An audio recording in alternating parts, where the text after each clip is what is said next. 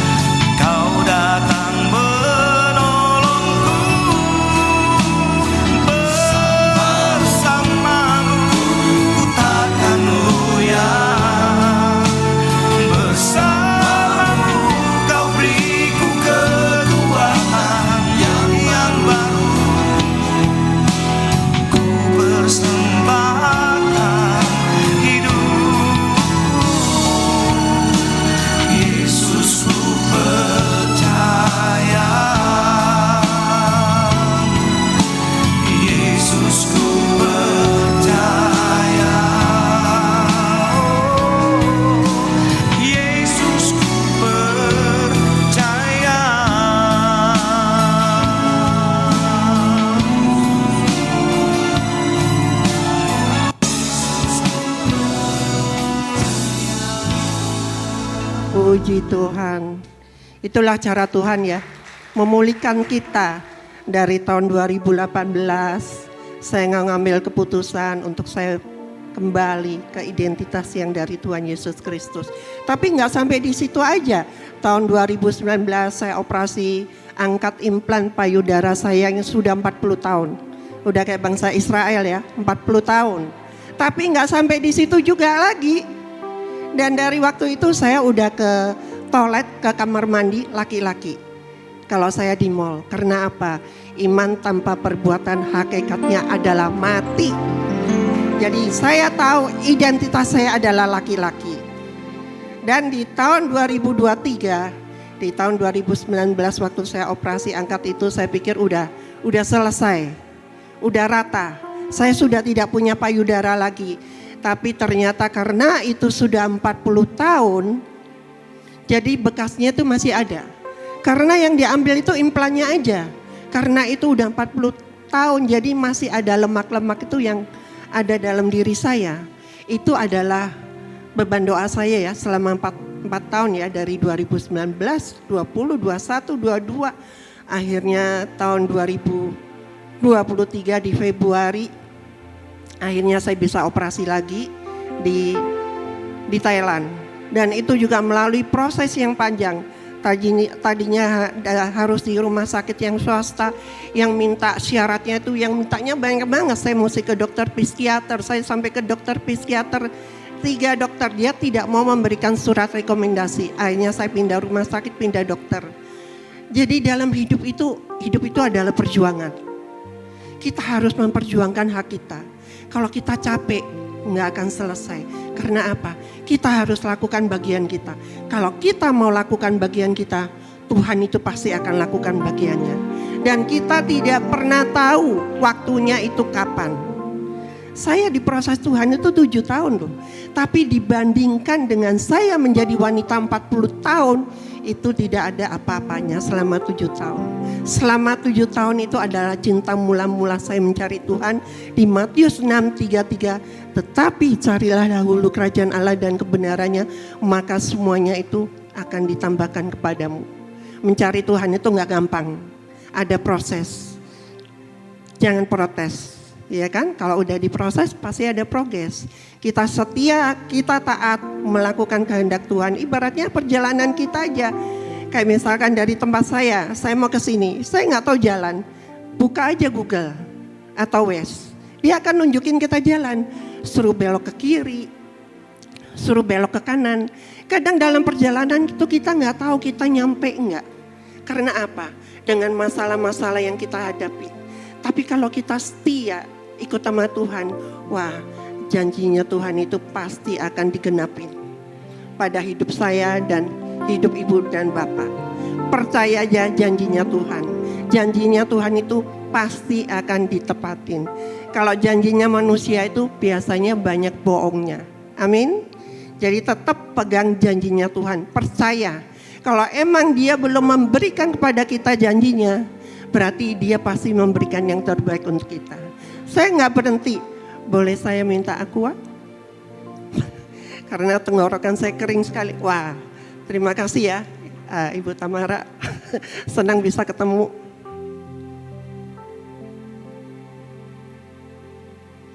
Karena tenggorokan, nggak apa-apa, saya taruh sini aja.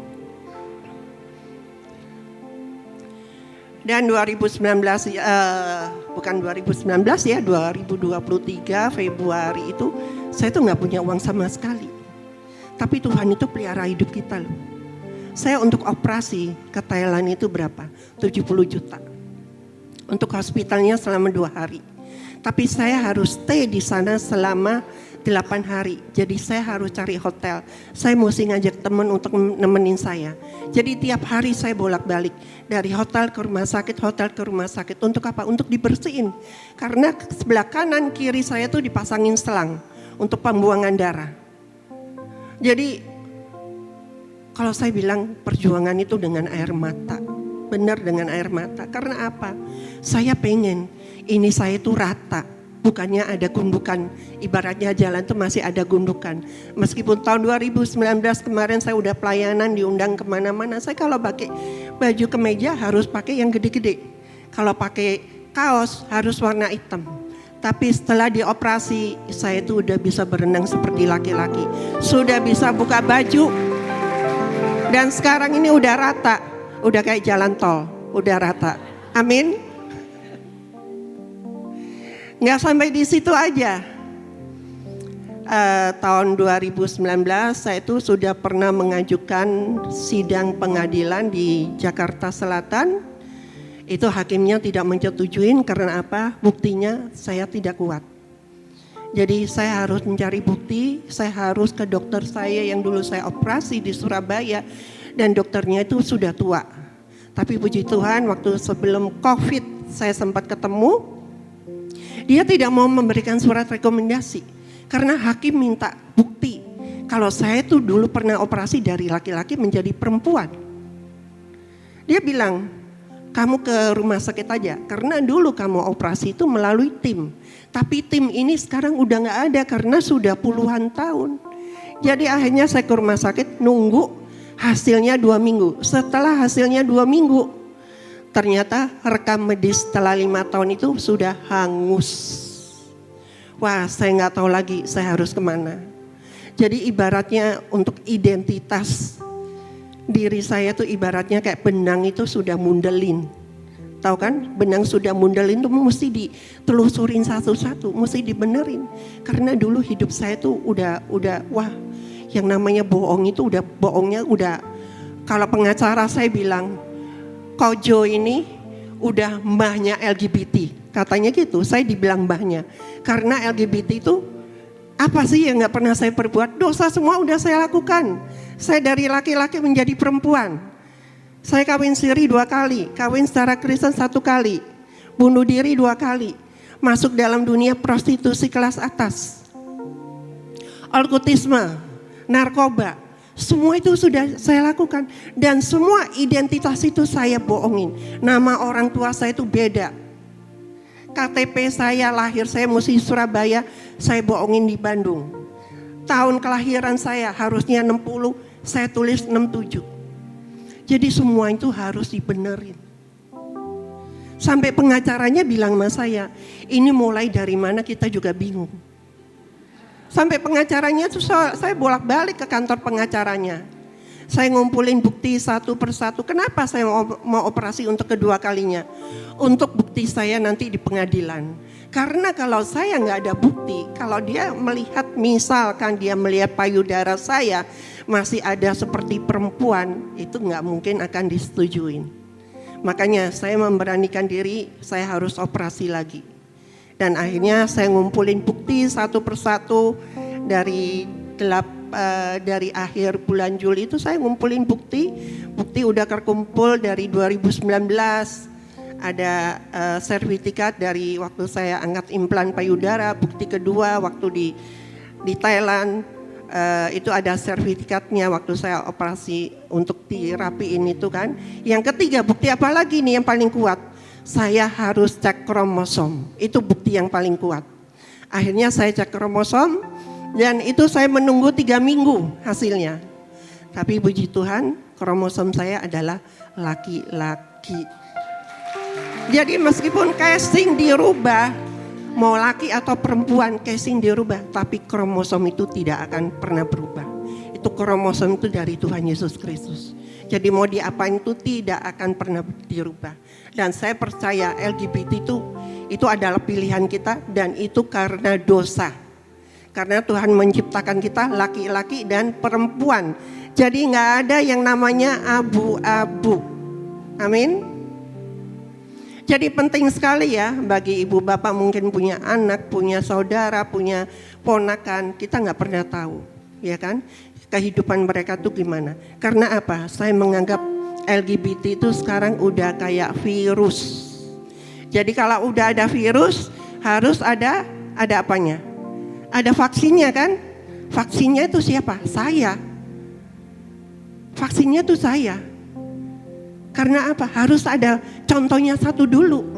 Oh iya ya, Jonathan aja bisa dipulihkan Tuhan loh. Udah jadi perempuan, udah 40 tahun, udah operasi total. Udah kawin. Tuhan aja bisa pulihkan.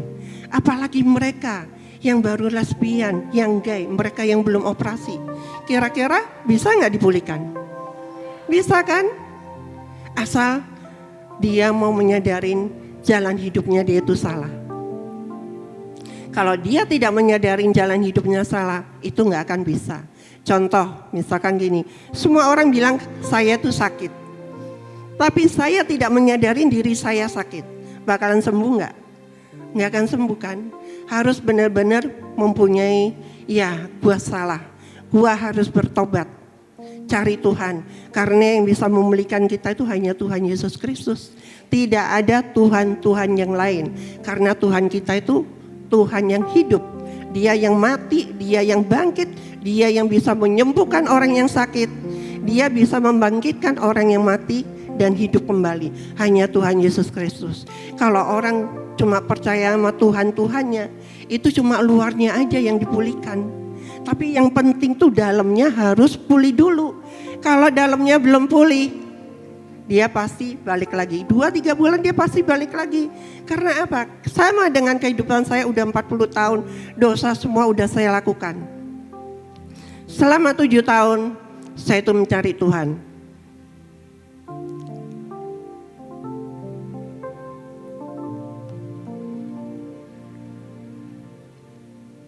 Saya mencari Tuhan selama 7 tahun. Itu Tuhan ngapain tuh selama saya mencari Tuhan?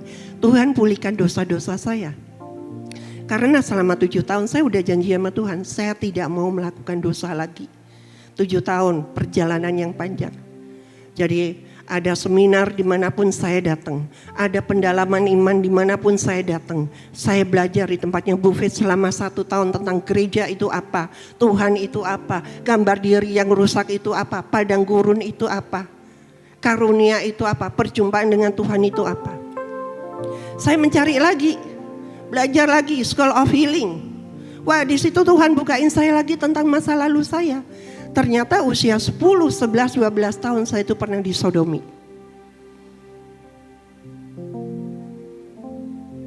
Jadi kita itu harus punya kerinduan. Kita harus mempunyai cinta mula-mula. Karena hanya firman yang bisa memulihkan hidup kita. Di saat dosa itu udah gak ada dalam diri kita, jadi bejana kita itu udah bersih. Firman itu akan masuk. Dia akan menjadi benih. Dia akan berakar. Dia akan bertumbuh. Dan hidupnya dia bisa menjadi berkat untuk orang. Kalau dalamnya belum pulih, gak akan bisa. Banyak sih yang saya dengar di luar-luar, ya kan. Kalau saya bilang pulih itu penting sekali. Dan saat ini pun setelah saya pulih, saya tetap harus punya mentor. Saya harus tetap punya bapak rohani. Karena apa? Iblis itu akan selalu mencari celah. Dia tahu kekurangan saya itu apa. Dia selalu intimidasi hidup saya dengan apa? Dengan mimpi-mimpi. Saya dibawa ke mimpi masa-masa lalu. Di saat saya bangun, saya tahu itu adalah iblis. Jadi saya gak boleh lagi. Dan saat ini pun meskipun saya dipulihkan Tuhan, kalau lihat cowok cakep, kadang saya lihat cakep. Tapi saya udah tahu itu adalah dosa. Jadi kalau kita sudah tahu dari tempat gelap, dipindahkan ke tempat terang, jangan mau balik lagi ke tempat yang gelap. Nggak enak tempat gelap itu, ya kan? Gelap itu akhirnya terjadi hubungan gelap, perselingkuhan, uang gelap, semuanya gelap. Kita maunya di tempat yang terang, amin. Bentar lagi kan hari Natal, ya kan? Hari Natal itulah hari, wow, kalau saya bilang kalau setiap hari Natal saya bersuka cita sama sekali. Karena hari Natal bagi saya tuh setelah 5 tahun saya jalani, saya suka cita sekali. Karena apa? Tuhan udah selamatkan hidup saya, Tuhan sudah pulihkan hidup saya.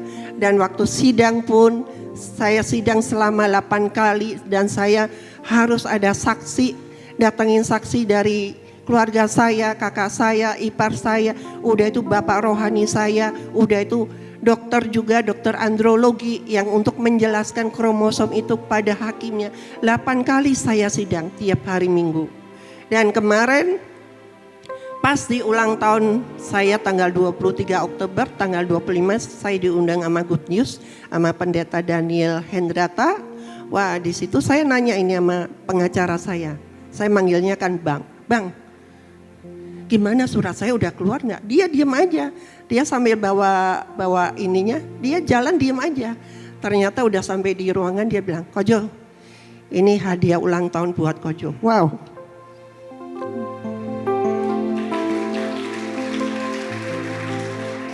Di situ saya menangis. Di ulang tahun saya tanggal 23 di tahun 2023 Tuhan memberikan hadiah yang terindah. Identitas saya kembali lagi dari laki menjadi perempuan, menjadi laki-laki dan diakui sama negara. Amin. Wah, saya senang sekali. Ternyata perjuangan saya nggak sampai di situ. Perjuangan saya itu sampai Tuhan memanggil hidup saya. Ini adalah bagian kesaksian saya. Mungkin saya juga nggak mau lama-lama. Mungkin ibu bapak udah pernah dengar kesaksian saya di YouTube banyak sekali. Ini saya cuma menyambung dari kesaksian saya yang dulu. Makanya dalam hidup itu selalu ada episode-episode yang akan datang. Dan saya tahun depan saya juga akan mengeluarkan buku lagi setelah Reborn My True Identity. Jadi perjalanan hidup saya dari 2018 sampai sekarang apa yang saya lakukan. Jadi saya mohon doa dan dukungannya buat ibu dan papa biar saya semakin dahsyat di dalam Tuhan Yesus Kristus. Semakin banyak jiwa-jiwa yang bertobat. Terima kasih. Tuhan Yesus memberkati. Haleluya. Amin.